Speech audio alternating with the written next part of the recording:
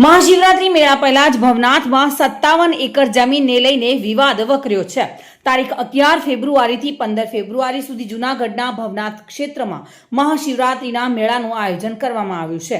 જો કે આ મહાકુંભ યોજાય તે પહેલા જ મેળાની જગ્યાને લઈને મોટો વિવાદ સર્જાયો છે। વર્ષો પહેલા ભવનાથ તળેટીમાં મેળાના આયોજન માટે 57 એકર જમીન ફાળવવામાં આવી હતી, પરંતુ સમય જતાં આ જમીન પર રહેણાંક અને વેપારી બાંધકામો ખડકાઈ ગયા છે।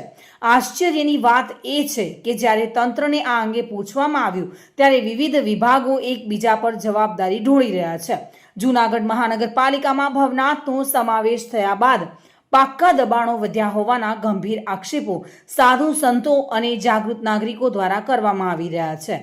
નવાબના સમયમાં આખું ક્ષેત્ર ખુલ્લું હતું, પરંતુ આજે 25 એકરથી વધુ જમીન પર ગેરકાયદે દબાણો થઈ ગયા હોવાનું મનાઈ રહ્યું છે। ત્યારે હાલ તો મહાશિવરાત્રી મેળા પહેલા જ ભવનાથમાં 57 એકર જમીનને લઈને વિવાદ વકરેલો જોવા મળી રહ્યો છે।